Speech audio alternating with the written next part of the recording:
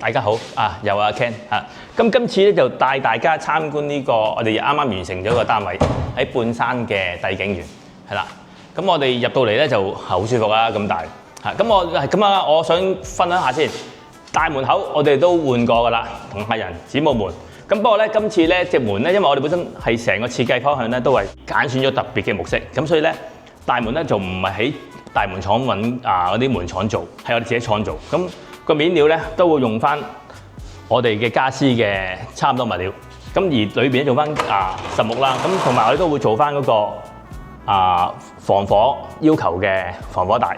咁講翻成個廳嘅家私啦，咁呢個家私咧，你望到好似歐洲即係歐式嘅啲家私咁，呢啲就係因為我哋做有陣時唔需要做到係入牆衣櫃咁通常都會做啲軟裝嘅家私去做，咁感覺上咧就會舒服好多，歐式啲嘅係啦。咁呢啲家私全部都係自己廠做啊，咁你見到啲原位成日都個比例都做得好好，係啦。咁上面加翻件亞式玻璃。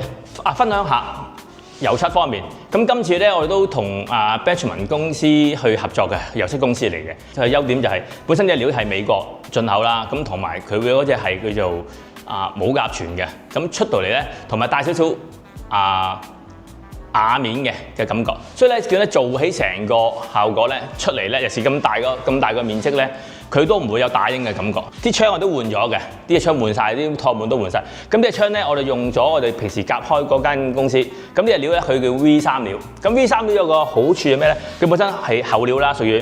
咁但係咧，佢出到嚟咧個效果咧幼身啲嘅。咁唔會比以往啲厚料咧好闊，咁望落去就會個比例會靚啲啦，又唔好遮到成個景。同埋佢啲優點就係咩咧？佢一體式嘅個線位就冇咗以往嗰啲釘翻條骨線落去，變咗多咗少啲，即係少啲碰口咯，變咗會望落去會靚好多嘅嚇。你見到樓底本身唔係話特別矮嘅，但係今次咧我哋就唔採用吊頂天花或者係假天花啦，因為我哋考慮翻本身大廈嗰個冷氣機個去水嘅高度，咁本身冷氣機去水高度係好 fit 嘅，所以咧我哋就做唔到吊頂天花啦，用翻真天花。咁而我哋配合翻成個嘅路軌燈，咁就會方便客人去揀選，中意幾時用泛光燈又得，射燈又得，咁可以調校咯，同埋可以配合翻唔同嘅色溫，可以調校嘅，都非常方便。因為本身呢個單位咧係屬於高啦，半山啦，咁濕度都較高嘅，所以咧客人都經常係會開冷氣。咁我哋都會見到成日都開冷氣，就建議佢用啲冷氣機咧，用 VRV 嘅系統，咁相對係會慳電好多嘅。呢個大家都可以留意下嚇。咁同埋地下啦，地下我哋用咗一隻98乘米半嘅磚。咁如果咁樣嘅環境咧，做啲咁大嘅磚咧就會舒服好多嘅，因為你碰口少掃口少咁你整體上咧個比例咧就會恰到好處，因為所有嘢都大件嘅，尤其是你見到啲梳化櫃餐台都唔細嘅，所以如果用細磚嘅話咧個比例冇咁靚，大磚就會靚好多。咁廚房就一如以往啦，咁廚房咁大就都基本上地櫃高身櫃都有㗎啦，呢啲都齊㗎啦。不過係個物料咯，我哋都會用翻同廳嘅類似顏色嘅物料去做，咁連貫翻成個色系咧先係重點。反而我係想分享下隻廚房門咯，即係廚房門咧就唔係普通以往嗰啲我買翻嚟成套做嘅，因為本身個客人都幾中意一種金屬色，佢好中意嘅呢個電鍍金屬色。咁我哋就冇買唔到，咪自己做啦，即係訂做，咁自己廠做嘅，連不鏽鋼框、不鏽鋼門、手抽都係訂做嘅。下次就呢度就係足夠嘅空間。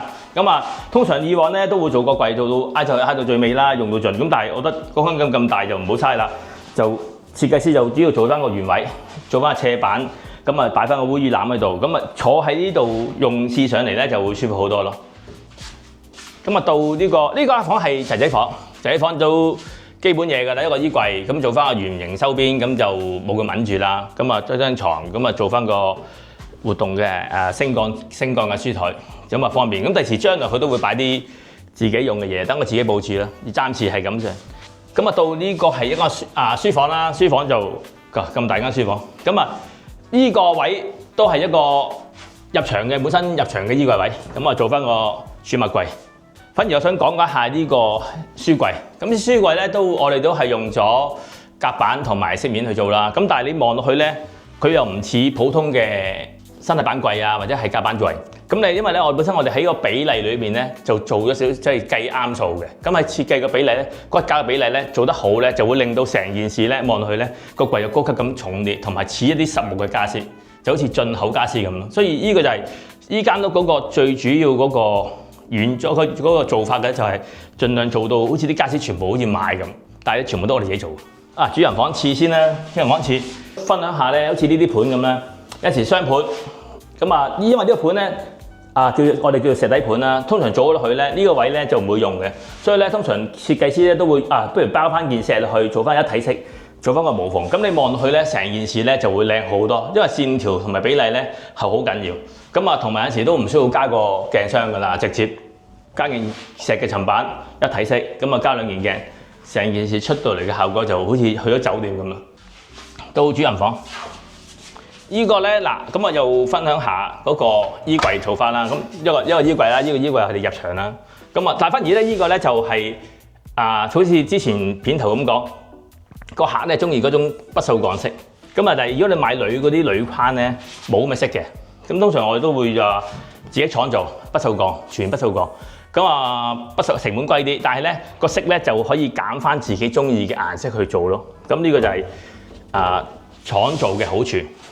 呢個衣櫃特別深啲嘅，下面可以呢度就放褲架啦，即係掛啲褲啦。咁下面都可以做翻個層板，擺啲濕性嘢。咁你變咗用個空間就會多少少啦。咁而呢個位都係一個原位入門口位啦，擺下啲手袋啊，方便日常用品嘅嘢唔好咁揞住咯。做翻個儲物櫃，好足夠嘅。通常佢床頭板啦，床頭板加嘅燈就好多數都咁做㗎啦。咁我哋都會做咗個床燈，但係呢間燈個比例咧做到係可以見到光就見唔到燈嘅。咁呢個做法就係要計數啦。咁同埋呢個位咧，我都會留翻少少位，留翻白鬆啲度咯，就我嚟擺一啲床頭嘅飾件。咁做完出嚟之後咧，因為床頭嗰個現成嗰張床咧，嗰個床背咧高啲嘅，咁感覺上個層次就會大好多。多謝大家睇我哋呢條片啦！如果大家有咩意見嘅話，歡迎大家留言俾我哋啊！